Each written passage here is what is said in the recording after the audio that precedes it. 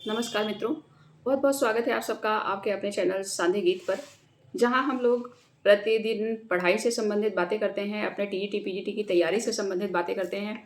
तो मित्रों, आज आप लोग वीडियो पूरी देखिएगा, क्योंकि आज के वीडियो में मैं बहुत महत्वपूर्ण टॉपिक लेकर के आई हूँ। मैं रात में पढ़ रही थी और इस टाइम भी मैं पढ़ रही थी, तो मेरे मन में एक बात आ रही थी बार बार कि इसके पहले मैंने 2-3 बार परीक्षा दी है, टीजीटी की भी पीजीटी की भी। एक आध नंबर से मेरा रह गया है। तो मैं सोच रही थी कि इतना पढ़ने के बाद भी गलतियाँ कहाँ पर होती हैं और उन गलतियों को फिर से ना दोहराया जाए, इस बारे में मैं विचार कर रही थी। तो मैं सोच रही थी, मैं अपने विषय में बता रही हूँ और उसे आप लोग अपने जीवन से भी जोड़िएगा। अगर ऐसी किस तरह की गलतियाँ किसी भी तरह की अगर आप लोग करते हैं तो मत करिएगा। मैं अपना अनुभव आप लोगों से शेयर कर रही हूँ, तो आप लोग उससे कुछ सीखने की कोशिश करिएगा। देखिए मित्रों, मैं हिंदी की शुरू से स्टूडेंट रही हूँ। मुझे अपने विषय पे बड़ा नाज़ रहता है कि मुझे बहुत आता है और मेरा ग्रामर पार्ट जो है बहुत ज़्यादा स्ट्रांग है भी। फिर भी कुछ गलतियाँ होती हैं। हमारे हिंदी के जो अभ्यर्थी हैं, मैं मेन रूप से उनसे ये कहूँगी कि देखिए, हम लोग रचनाओं को याद करते हैं, रचनाकारों को याद करते हैं, लेकिन रचनाएँ किस सन में लिखी गई हैं, इस चीज़ को हम प्रधान नहीं कर रखते हैं, उसको हम गौड़ समझ लेते हैं। जबकि अब जो परीक्षा की पद्धति है, उसमें रचनाओं का क्रम ज़्यादा पूछा जाता है, रचनाओं का आरोही क्रम पूछा जाता है। रचनाएँ किसके लिए लिखी गई हैं, किसने संपादित की हैं, इस तरीके के प्रश्न अब परीक्षा में बहुत ज़्यादा आते हैं। और जो परीक्षा में अब जो दूसरा दृष्टिकोण अपनाया गया, वो ये कि परीक्षा में अब परिभाषाओं को बहुत ज़्यादा पूछा जाता है। कौन से कथन किसके हैं, ये बहुत ज़्यादा पूछा जाता है। पहले जो पेपर होते थे, उसमें इस तरीके का पेपर नहीं आता था। कथन पे ज़्यादा क्वेश्चन नहीं आते थे पहले। रचनाएँ ये पूछी जाती थी कि ये किसकी रचनाएँ हैं? ये किसमें लिखी गई हैं? छायावाद की रचना कौन-सी है? द्वितीय युग की कौन-सी है? इस तरीके के क्वेश्चन आते थे। पर अब इस तरीके के क्वेश्चन कम आते हैं। अब क्वेश्चन ये आते हैं कि किस तार सप्तक की है? कौन से कवि कहाँ के हैं? कैसे हैं? ये सारी चीज़ें पूछी जाती हैं। तो मतलब अब क्वेश्चन जो है वो सीधे नहीं पूछे जाते हैं। अब क्वेश्चन घुमाकर पूछे जाते हैं। तो हमें घुमाकर जो क्वेश्चन आएँगे उसका आंसर देने के लिए हमें बहुत डीपली पढ़ना पड़ेगा।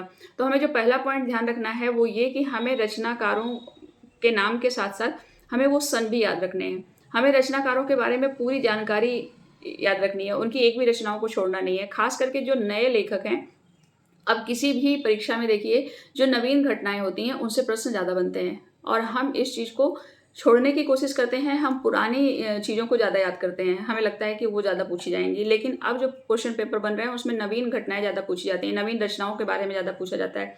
तो ये चीज़ें हैं, जिसको हमें बहुत गहराई से ध्यान देना होगा। दूसरी चीज़ जो मैं आप लोगों से कहना चाहूँगी, गद्य साहित्य के बारे में। गद्य साहित्य में हम क्या गलती करते हैं? हम ये तो याद करते हैं कि इस विधा में ये जैसे उपन्यास विधा है मान लीजिए, तो ये उपन्यास हैं, इसके ये लेखक हैं, ये मान लीजिए हमने सन भी याद कर लिया।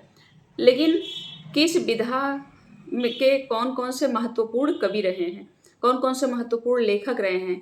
या फिर वो विधा है क्या? जैसे रिपोर्टाज पूछ लिया कि रिपोर्टाज कहते किसे हैं? या फिर रेखा चित्र पूछ लिया।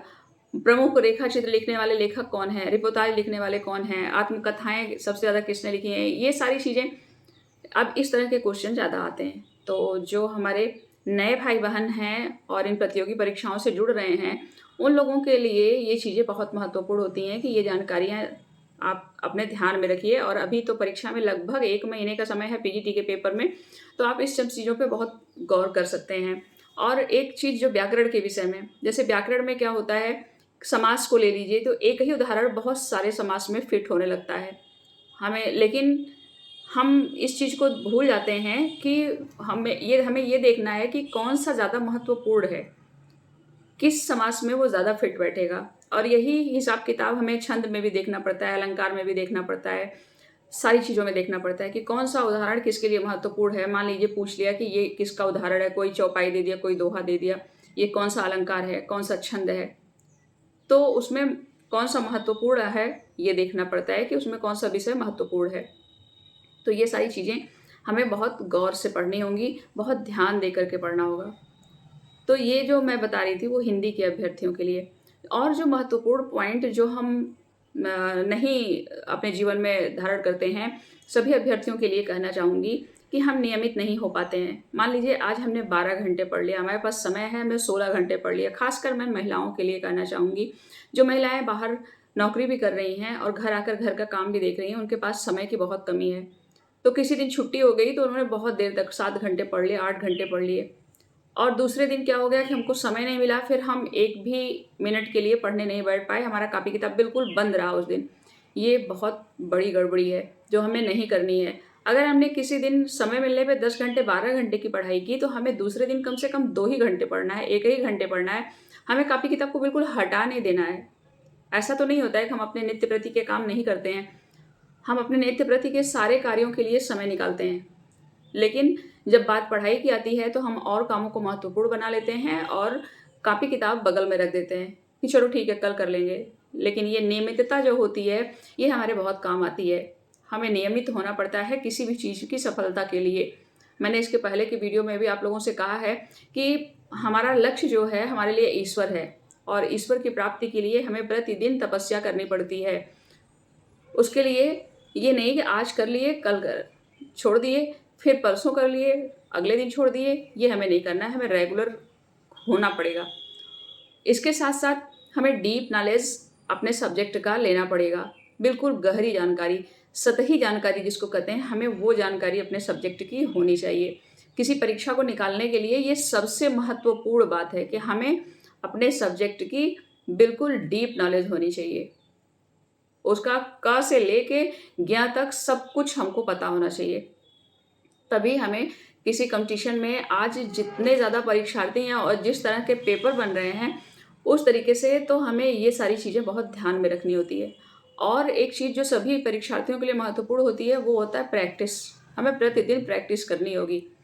हम मॉक टेस्ट देते हैं, बहुत अच्छी बात है, उससे हमें पता चलता रहता है कि हमारी क्या, हम कितना पढ़ रहे हैं, हमारी कितनी उपलब्धि है, ये हमें मॉक टेस्ट से पता चल जाता है।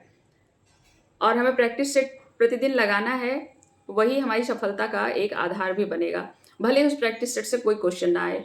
कभी कभी ऐसा हो जाता है कि प्रैक्टिस सेट से कुछ क्वेश्चन भी आ जाते हैं, कुछ क्वेश्चन परीक्षा में आ जाते हैं, और कभी कभी होता है कि कुछ नहीं, अरे हमने तो इतने सारे प्रैक्टिस सेट सॉल्व किए थे, एक भी प्रश्न नहीं आया। हमारे दिमाग में ऐसा होता है, तो हमें इस चीज़ को दिमाग में नहीं रखना। हमें प्रैक्टिस सेट इसलिए लगाना है कि हमें ये पता चलता रहे कि हम पढ़ कितना रहे हैं, हमें अपने विषय की जानकारी कितनी है, हमें अपने टॉपिक की कितनी जानकारी है। इन सारी चीज़ों की जानकारी के लिए भी हमें प्रतिदिन प्रैक्टिस सेट लगाना है, मॉक टेस्ट देना है। और एक बात जो सभी परीक्षार्थियों के लिए जो गलती हम सभी लोग करते हैं, हम लोग अपना मूल्यांकन नहीं करते हैं। हमको लगता है कि अरे हम बहुत पढ़ रहे हैं, हम ये किताबें पढ़ लिए, ये टॉपिक पढ़ लिए, लेकिन आत्म मूल्यांकन क्या हुआ? जब आप किताब उठाइए या कोई टॉपिक उठाइए और उस टॉपिक को पढ़ते समय आपके मन में ये चीज़ आए कि इस टॉपिक को पढ़ रहे हैं, अरे ये लाइन पढ़ रहे हैं यार, बहुत महत्वपूर्ण लाइन है, इससे तो प्रश्न आ ही जाएगा।